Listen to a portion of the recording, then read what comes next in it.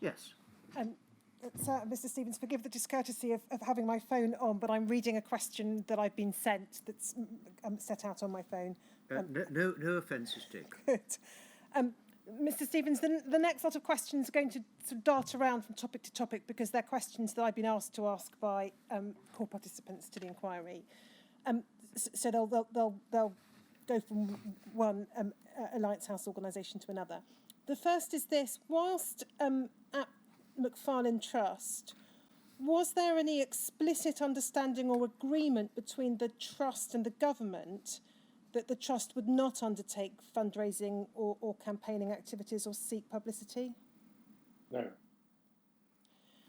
And then, in relation to the Skipton Fund, was there any policy as regards the backdating of stage 2 payments, for example, to the date of diagnosis?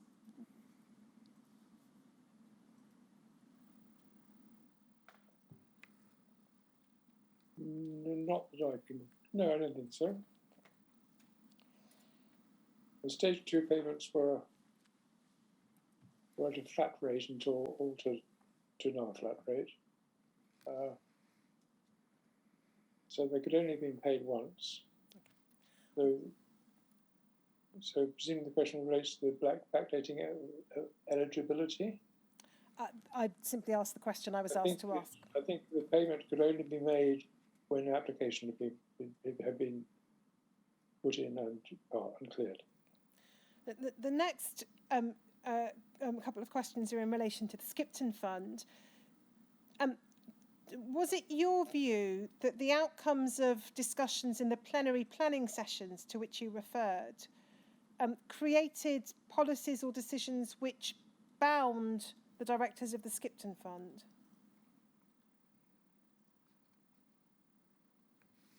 I think the outcome of the plenary meetings were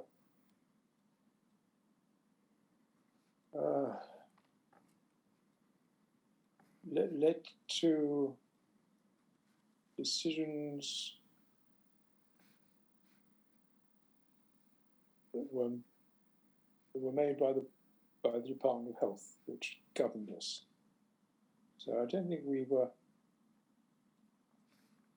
bound by decisions of plenary meetings themselves, but by the attitude of the Department of Health to what the plenary meetings came up with. If there was a policy or an approach put forward by the Department of Health that wasn't in the agency agreement itself, did you regard yourself at Skipton as required to act in accordance with the decision or policy of the Department of Health?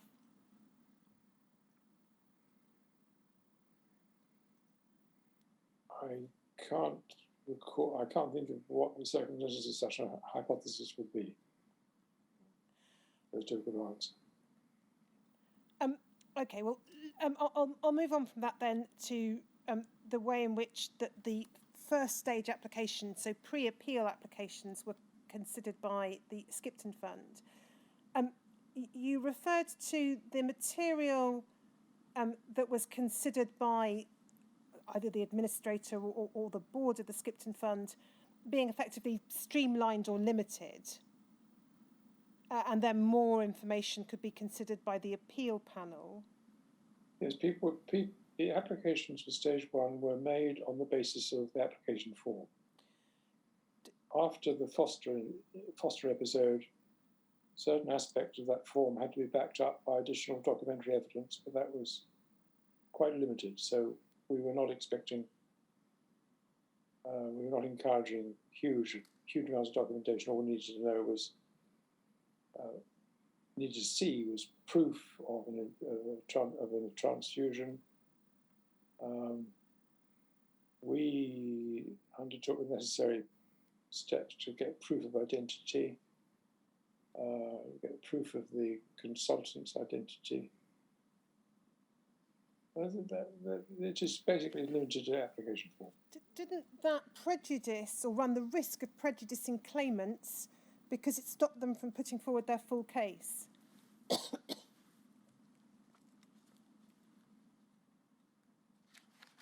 Well, I don't believe so. I think the claimants, the application form is designed to specifically to cover all the circumstances in which a reasonable application for a stage 1 payment might be made. It was designed and approved by the plenary meeting, which included a lot of clinicians, practicing clinicians. So I don't believe this should have militated against an applicant who had a good basis for an application. If somebody was deterred from putting forward material they thought would support the application that the application form didn't actually cover, they would have an opportunity to do it by going to appeal.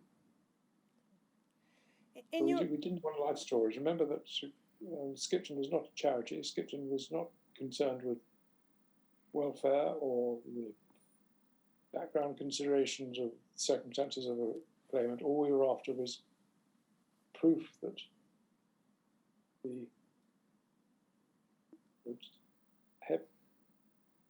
applicant was hepatitis C positive, and that this arose from an NHS-derived transfusion. That's basically all, and there were no circumstances militating against it. That's all we were after. In your evidence earlier today relating to the Eileen Trust, you observed that Eileen Trust beneficiaries were without the support of a haemophilia centre and had nowhere but the Eileen Trust to turn to. Was the same not true of the Macfarlane Trust's widows and other dependents of those who died? It could have been, but I think the majority of the people who the Macfarlane Trust registrants who had died were well known and had been looked after by their haemophilia centres, who therefore would have known their families as well, and would generally have kept in touch with them. So the social workers attached to or working with the haemophilia centres would still have contact with the bereaved relatives. So it was your understanding, is this right, or that in circumstances where a patient had died, an NHS centre would nonetheless have a continuing relationship with the relatives of the patient who died? Yes, yeah. Was there any factual basis for that, or was that an assumption that was made? Well, one of our trustees did just that at one of the major hospitals. Was that in relation to the Royal Free? Yes. Did you have any evidence or understanding as to the practice at any other haemophilia centre?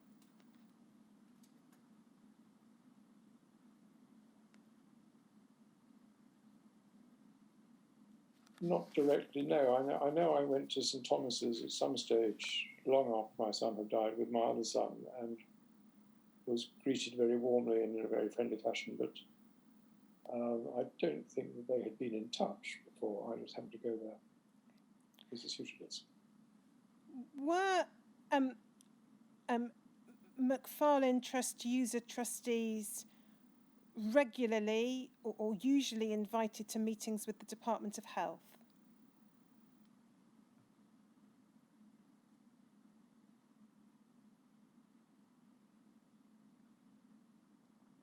I don't think regularly would apply. Usually, maybe usually.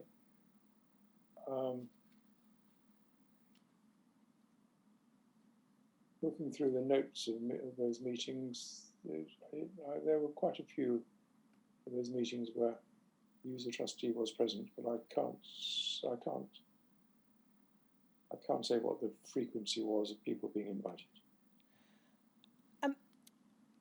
In relation to the Caxton Foundation, registrants of the Macfarlane Trust or the Eileen Trust were excluded from making applications to the Caxton Foundation. Yes. Whose decision was that, as far as you can recall? Probably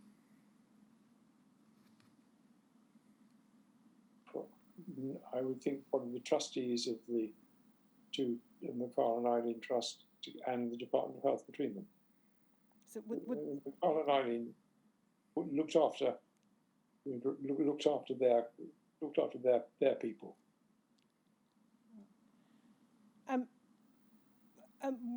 Why was that the position? Why shouldn't a co-infected registrant be able to make an application to Caxton rather than Macfarlane? Because there was neither Macfarlane nor Eileen Trust regarded the scope of their concerns as being limited only to HIV and the underlying haemophilia or other health conditions. They both operated on a whole person basis, and so somebody who registered with one of those, co-infected registered with one of those charities would be regarded as being deserving, as being eligible for the whole range of support available from that charity.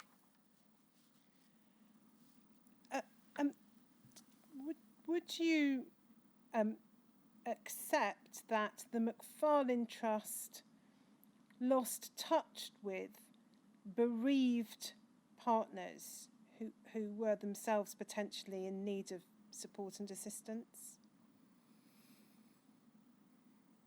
Not all, but probably some, yes. Do you have a view as to whether the Macfarlane Trust might be said to have failed the bereaved community to some extent?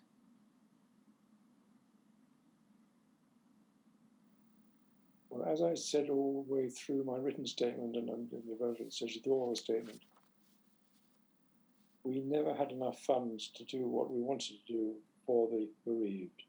So I'm sure that there are people there are people who were bereaved who felt that they were not being properly looked after by the Macfarlane Trust, and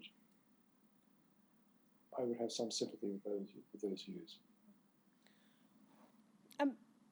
Did the Macfarlane Trust take into account payments from the Skipton Fund and reduce the regular payments that the Macfarlane Trust would make? And if so, why? I don't think we did, no. Would you accept that if that did happen, that would in effect be penalising the co-infected?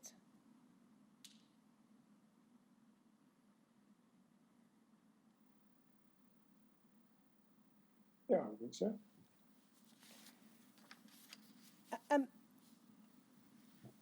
What role did this is Macfarlane Trust? Sorry, Mr. Stevens. What role did Mr. Spellman play as part of the trust, in particular, in formulating strategy as to how to approach the Department of Health for more funding? Pat Spellman was a long time trustee in the Macfarlane Trust. He acted like all the other trustees, did what they were required to do. Certainly when it came to how we should approach the Department of Health for more funding, I would look to Mr. Spellman to be able to give me some specialist advice on the likely reaction within Richmond House. As he was a former senior civil servant, as I understand it, within the department, did it occur to you that he might have a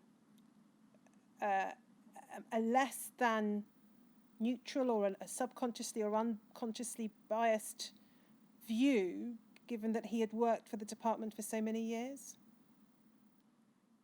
No, I think that would be a highly improper statement to make about him. I've known him for a long time, obviously. I would think, if anything, his experience at the Department of Health made him more aggressive. why did you cease to be chair of the Macfarlane Trust in 2007 but continue with the other trusts and schemes? I had come to the end of my time at the Macfarlane Trust. I felt I'd done enough. I can't say I was overwhelmed by candidates to follow me at the Eileen Trust, and I enjoyed working at the Eileen Trust. It was much smaller, it took less of my time, less challenging. So I was very happy to continue with them. There was no other option at that stage. I mean, Skipton came along, and I was already chairman of Skipton. Skipton was interesting intellectual challenge. In relation again to the Macfarlane Trust and the reserves which the Macfarlane Trust held pursuant to its policy, during the time that you were there, did the existence of those substantial reserves play a part in the department's refusal of extra funding? Not that I'm aware of. In relation to the what you described as, I think, confidential or sensitive information that was hacked at the Macfarlane Trust, were registrants whose information had been accessed informed about that? I don't know. Again, in relation now to the Eileen Trust, were reserves maintained for the Eileen Trust in a similar fashion to the Macfarlane Trust? No, not really. We said we had a reserve policy in line with the Charity Commission's requirements.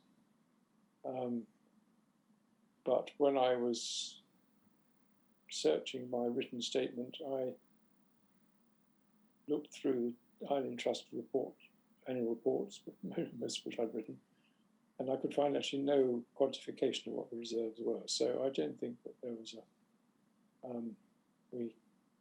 I don't think we handled reserves in the Eileen Trust quite the same way in the Farm Trust. It wasn't so explicit.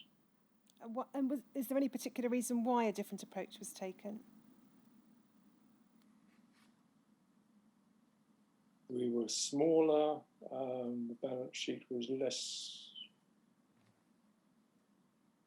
less under scrutiny. It was easier to do what we did. In relation to the Skipton Fund, you took on the Skipton Fund role at a time when the Macfarlane Trust business case needed developing and pursuing. Why did you take on that extra role rather than devote yourself solely to the Macfarlane Trust business case? I took it on because I was asked to. I thought it would be an interesting challenge, and that it might possibly help the Macfarlane Trust if I showed willing. I don't actually think that latter reason eventuated in the end, but maybe it did. Again, you can't disprove it. You can't prove a negative. I asked you earlier about the Ross Committee's report, so the Scottish report in spring of 2003, and you had no memory of that. Does that mean that you can't remember any consideration of it, or do you think that it was in fact not considered? I don't recall your question generating from me an answer that I didn't remember it. I recall the Ross Committee report. I recall it being referred to. Sorry, what was the rest of your question? It's whether you think it wasn't considered in the plenary planning sessions. There was the Scottish Executive presence on the plenary meetings was particularly helpful, particularly well informed. So I'm quite sure that there was reference made to the Ross report, even if necessarily didn't become labelled as such. Was that Bob Stocks, who you referred to, I Yes. think, in your statement? Yeah. Bob Scott was, of the various devolved administration people, and even probably of the Department of Health and people, Bob was easily the most helpful and best informed, the most constructive. So is this right? Forgive me for pressing. I just want to make sure I've understood the position correctly. You think that there was probably some consideration of the Scottish Executive or the Ross Committee report, but you can't now recall what, as a matter of fact, that consideration was.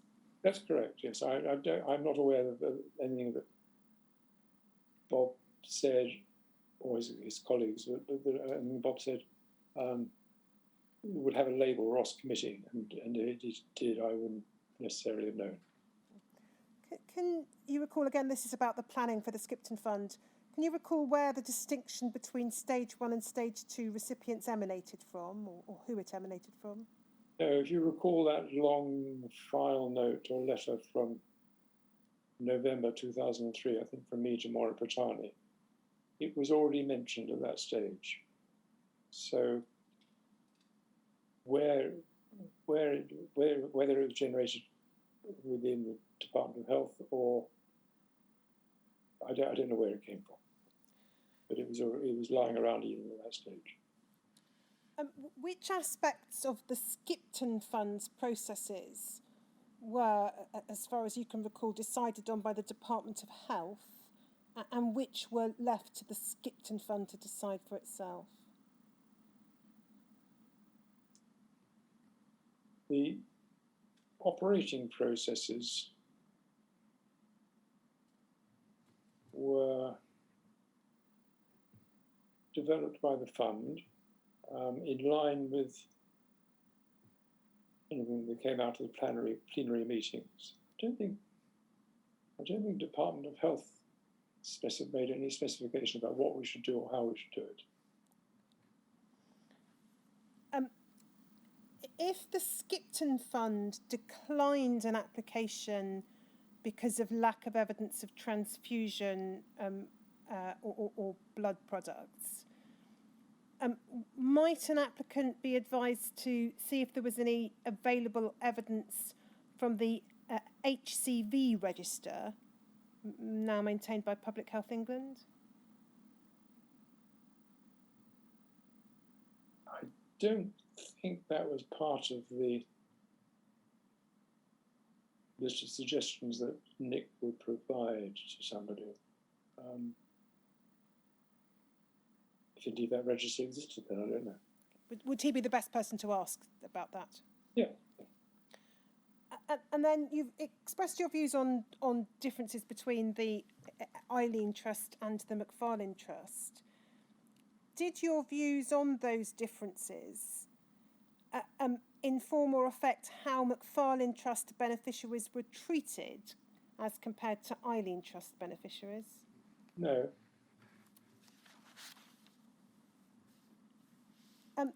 In your dealings with the Department of Health at any stage and in relation to any of the schemes, trusts, funds, companies we've discussed, was the establishment of a no-fault compensation scheme ever raised?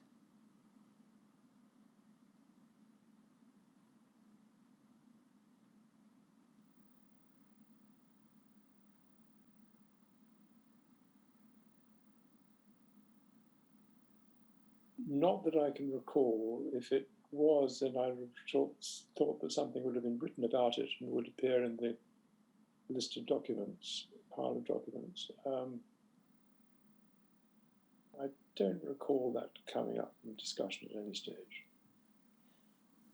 Given the experience you had across all of the Alliance House organisations that I've asked you about over yesterday and today, what, if anything, do you think should or could have been done differently or better than it was? Are we talking with the benefit of hindsight? With the benefit of hindsight, yes. I think if you look at the way the various operations were set up and turned out and what the job they did. Skipton clearly was the one that did not suffer from lack of money. Maybe one can argue that as originally set up, the amounts of money were niggardly because they were increased later on. Maybe some of the cut-off dates were unhelpful and they were changed. But broadly, Skipton was not governed by an annual budget that constrained the work that it did. And also it was not a charity. Macfarlane was never funded adequately and was a charity, so it was set up to disappoint people. Didn't matter, it was brilliantly successful. Eileen Trust was similarly ill-funded and similarly a charity, but the numbers of people involved were so small that, and also were a much less homogeneous community than that of Macfarlane Trust, and so there was less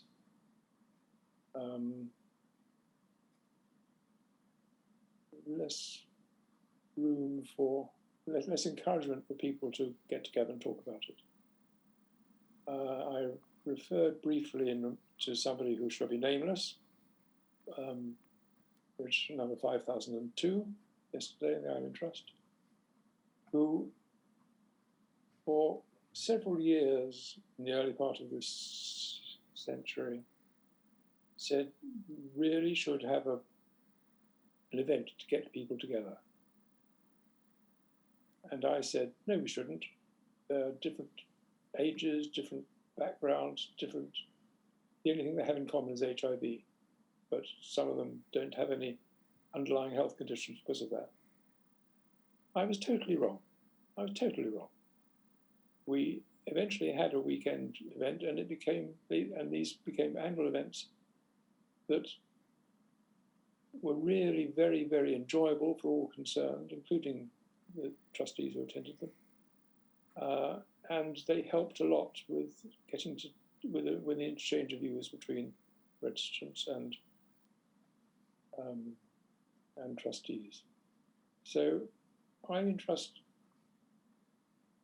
there were elements of success about Eileen Trust, but it was very, very peculiar little operation. Caxton, I don't know, I wasn't involved enough in Caxton's running before it was taken over. So I think, with the benefit of hindsight, I would say that what should have been done right at the outset is a substantially funded organisation that was not charitable. Given the fact that it was going to start with Macfarlane Trust, I'm not going to change that as well.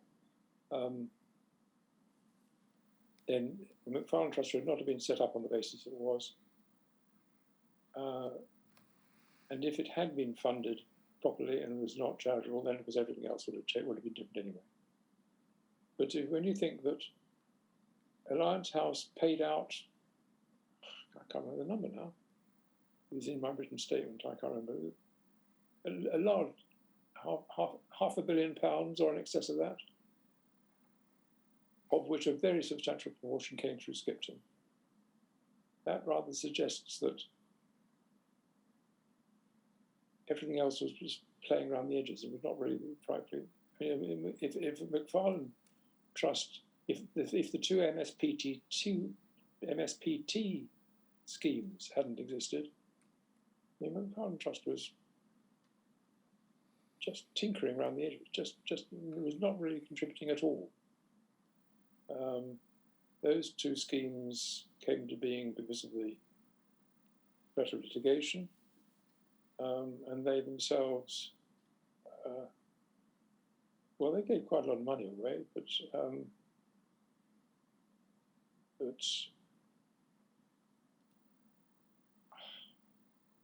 the tariff construction of MSPT2 was pretty awful. would you agree that one might not need the hindsight of 2021 to see that the funding of the Macfarlane Trust was problematic? That was the very point you yourself and your colleagues were making through the presentation of the business case in 2005. I don't think it needs hindsight from 2021. I think the inadequacy of Macfarlane Trust funding was what I was certainly talking about as soon as I became chairman, and I believe that Alan and Clifford would have been making the same points before me when I wasn't there, although maybe more decorously. And I think we knew even in the first 4 years when I was there that there was something wrong. Mr. Stevens, those are my questions and the questions I'm proposing to ask that I've been asked by core participants to advance. Sir, do you have questions for Mr. Stevens? Yes, I do. You've said on more than one occasion that the trusts and funds were taken away from you. What did you mean by that? That when the department decided to go with a single scheme administrator, we in Alliance House believed that we could actually do quite a good job of that, even though it would mean a complete change in our thinking about the objectives and the method of working of some of them. I guess it would have become a non-charitable organisation for a start. But I don't think we'd even started actively planning and preparing a presentation on this when the Department of Health said it's going to go to BSA. So we felt it had been taken away from us, and we felt it had been taken away from the beneficiaries as well. I don't know whether the department consulted any of the MFT beneficiaries. They certainly didn't consult the Eileen Trust beneficiaries. I don't believe they consulted Skipton or Caxton beneficiaries. They just made that decision. So that's why we felt aggrieved. The second question is this: you have the possibly unique perspective of someone who served 2 terms as a trustee of the Macfarlane Trust, separated by quite a period of time in the 1990s when you weren't a trustee. When you came back for your second period in office, did it strike you that the position had changed, that instead of HIV being effectively regarded as a death sentence, the trust which you had told us was originally set up with the expectation it might last 5 or 7 years, at least for what you call the primary beneficiaries. But now there was a landscape of HAART, people surviving, but ill, and with all the consequences of age coupled with HIV and the underlying condition of haemophilia. A rather different position. Did it seem to you that the department recognized that at all in the way they approached the Macfarlane Trust?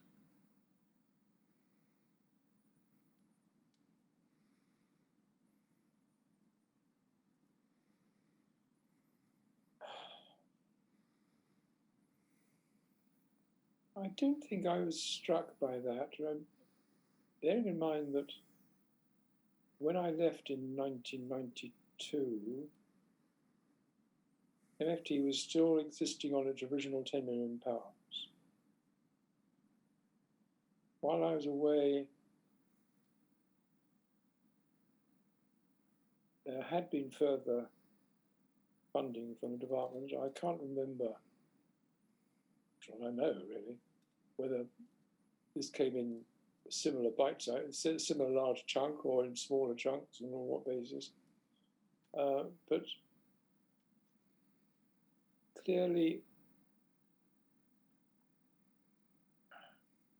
it's very difficult now to remember, to think what struck me in 1999 or what strikes me in 2021. So, to pitch my mind back is quite difficult. But I suppose on reflection, the department was behaving differently, slightly differently. There was an awareness. I'm not sure that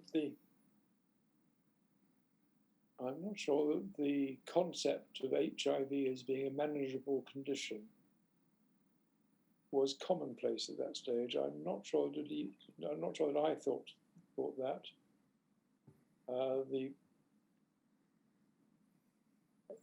Looking at the schedule, I know you will be talking to Charles Lister, and Charles was easily the most effective and realistic and sympathetic of the civil servants with whom I dealt, and he might have a view about it would be helpful to answering that question. I'm not sure that I'm really capable of thinking back that far and thinking what were my impressions at that stage. The next question is this.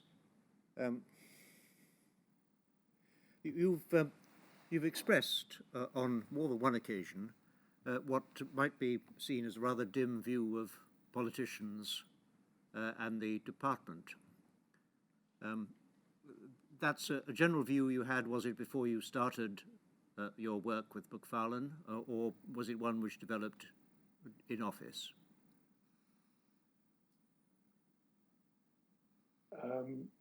As regards the officials, probably developed the result of my work with them. Once we got beyond Charles Lister, and then discovered that, that they were human. I'm not saying Charles was superhuman, but I discovered something I discovered appeared to be flaws. As far as the politicians are concerned, I think my view of politicians was always slightly jaundiced, but has become somewhat more pronounced as I got older. Nothing to do with trust, just the fact that my next birthday, I'm 80, and by now I have a fairly dim view of politicians, simply because I'm old. The view you expressed from time to time at the beneficiary end was that some beneficiaries you didn't, you expressed your view about them in what might be described as robust terms. You might, I think, using your own word earlier, indecorously perhaps to some. So there you were doing a job which. Do I understand it correctly that you weren't paid for any of the work you did, except perhaps some of the work you did helping to set up Skipton? That is correct. The only remuneration I've received for any of this work was during that period of 2003, 2004, particularly, when I felt I was doing a job that Department of Health officials should already have done. I felt I was being exploited, and I said to Gutowski, I'm going to put a bill in for this, and he accepted.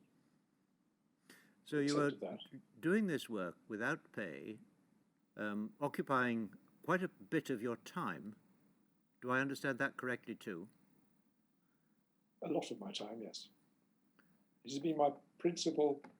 It's only been the principal occupation during my retirement.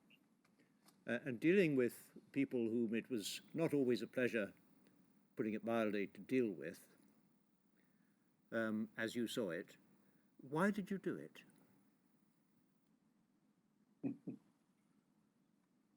I suppose I started down this road, and forgive me,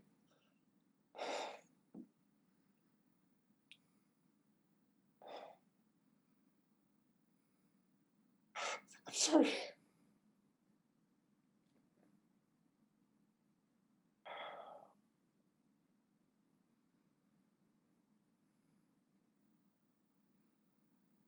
If it's too personal a question, It is. don't feel obliged to answer. It's personal. Very well. I'm not going to ask you to answer that. Thank you. I think you've given an answer in your own way.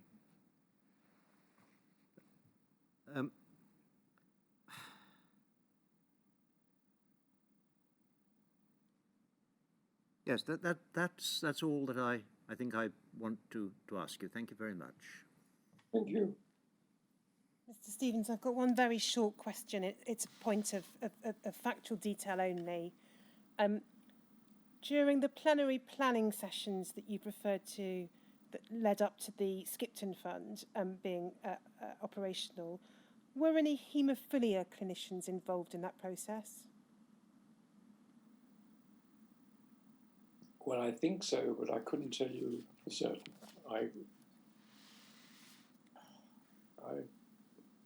I mean, ubiquitous Mark Winter might have been involved. I simply can't remember. There are no further questions then, Mr. Stevens. Is there anything that you would wish to add to your evidence? No, I don't think so. I mean, there was a question in the written statement about the very final question almost something. Did I think the Alliance House organisation were well run? What a thing to ask me. So I wrote a fairly rambling answer, which I suppose the processes of the last couple of days might lead to some slightly different wording, but we've already sort of covered the ground really about with the benefit of hindsight. Should something be done differently? Yes, it should. Okay, thank you, sir. Well, over the last couple of days, you've given us a very considerable insight into all the trusts and schemes at different periods, because you have the advantage for us of being able to say something about each. And you've described in a way which certainly gives me insight what the frustrations were for someone such as yourself, who, if I may say so, has a fairly firm view about what other people should be doing, which you're quite happy to express in robust terms. The frustrations of being in an organisation in which not enough money to do what you wanted was being given by the department, serving beneficiaries who were complaining, not without justification, that they weren't getting enough support in various ways from the trust. And it must have felt frustrating, as I see it, to be between the rock and the hard place. Thank you for that insight into what it was like. And telling us how the different organizations acted differently, so that we have, I think, a clear view of aspects of their running. And it strikes me as well, and this is something I particularly would like to thank you for, that you've been perfectly prepared to accept that on a number of occasions what you thought or said was wholly wrong. And it seems to me it takes some courage to be able to do that on this public stage. Can I thank you for that, and can I thank you also for surviving without complaint the vagaries of technology from time to time, which have bedeviled your evidence more than they have, I think, any other of the witnesses that we've had. So thank you very much for coming, well, I say coming, being there to give us your evidence. Thank you very much for your courtesy, and thank you, Jenny, for yours. To say I've enjoyed it is probably not quite right, but I appreciate it. I'm glad I've had the opportunity to put things over as I saw them. I don't think there's anything else I want to add, but thank you very much for your hospitality. I feel that in a way that I've invited you into my house. Well, we shall leave now, suitably masked up once I put my mask back on. But tomorrow, Miss Richards? At 10 o'clock, the evidence of Anne Hithersay. So tomorrow at 10 o'clock. Until then.